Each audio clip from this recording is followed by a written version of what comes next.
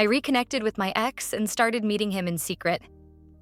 I slept with him multiple times over 3 months, and now my entire life has crumbled because of it. Hi, I'm Emily, 28.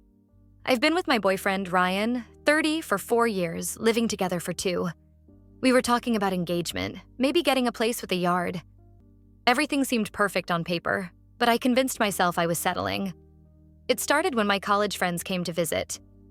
We were out for drinks, talking about relationships, and somehow the conversation turned to my ex, Logan. They remembered him from senior year. Tall, charming, the guy who broke my heart when he moved across the country for work. My friend Jenna said something that stuck with me. "You could have done so much better than Ryan. Logan was way more your speed." I laughed it off, but later that night, I found myself scrolling through Logan's social media. He was back in town, working for some tech startup. Before I could stop myself, I sent him a message. Just a casual, "Hey, heard you're back in the city" kind of thing. He responded within an hour. We texted for days, catching up on 5 years of life. He seemed different, more mature, more focused. He kept saying how much he'd missed talking to someone who really understood him. When he suggested meeting for coffee, I said yes without thinking about Ryan at all. The first time we met, it felt electric. All those old feelings came rushing back. The ones that made me feel alive and reckless and desired in ways I'd forgotten were possible. We talked for 3 hours. He touched my hand when he laughed at my jokes. I felt beautiful and interesting and like the version of myself I used to be. I told Ryan I was meeting an old friend from college. Not technically a lie, I reasoned. Logan and I started texting constantly. I deleted our conversations after every exchange. We met twice more. For coffee, then lunch, then dinner at a place across town where I knew we wouldn't run into anyone. The night it happened, Ryan was working late again. He'd been putting in crazy hours on some project, coming home exhausted and distracted. I felt invisible in my own relationship.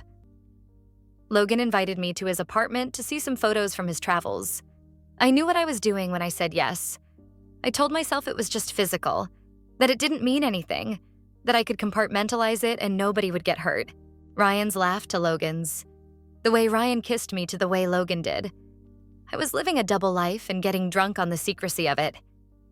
The whole thing unraveled on a Tuesday evening. Ryan was using our shared iPad to look up something for work, and I'd forgotten to close out my messages. He saw everything. Months of conversations, photos Logan had sent me, plans we'd made to meet. The timestamp on the last message was from that afternoon. I heard him say my name from the living room, and something in his voice made my stomach drop. When I walked in, he was holding the iPad with this look I'd never seen before. Not anger, not even hurt. Just this terrible, quiet recognition. He asked me one question. "How long?" I couldn't lie anymore. I told him 3 months. He nodded like he was processing a work problem, set the iPad down, and walked to our bedroom. I followed him, trying to explain, but he was already packing a bag. He said he was going to stay at his brother's place, that we'd talk when he was ready. But not tonight.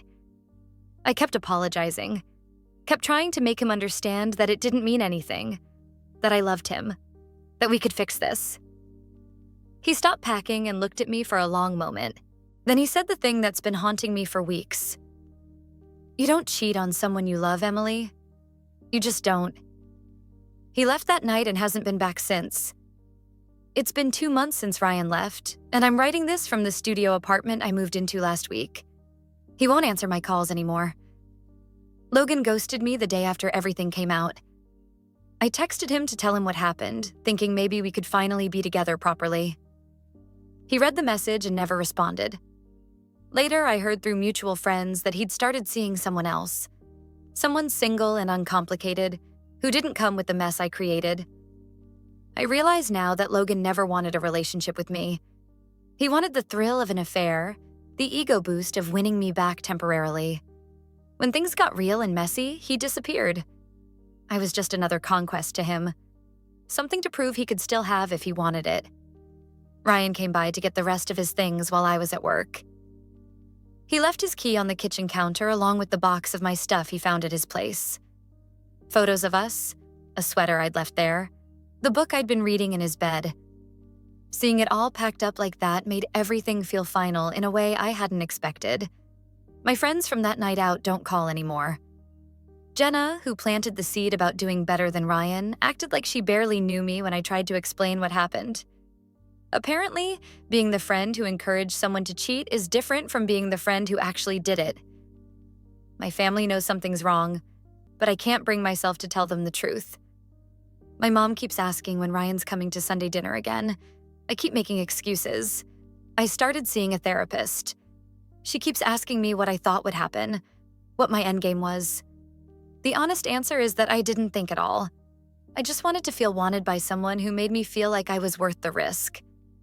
The worst part isn't Ryan being gone.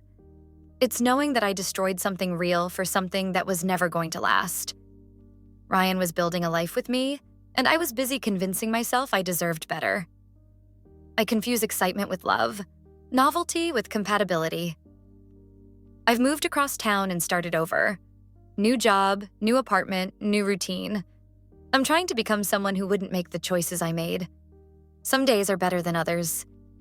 I saw Ryan at the grocery store last week. He looked good. Healthier, maybe. He was with someone I'd never seen before. A woman with kind eyes and an easy smile. They were laughing about something together. I hid behind the cereal aisle until they left. I wanted to be angry about seeing them together, but mostly I just felt grateful that he found someone who wouldn't hurt him the way I did. He deserves that. I don't miss Logan at all anymore. What I miss is the version of myself that existed before I made those choices. The person Ryan fell in love with, who was capable of loyalty and didn't need constant validation from outside sources. I'm learning to live with what I've done, but I'm not looking for forgiveness or redemption.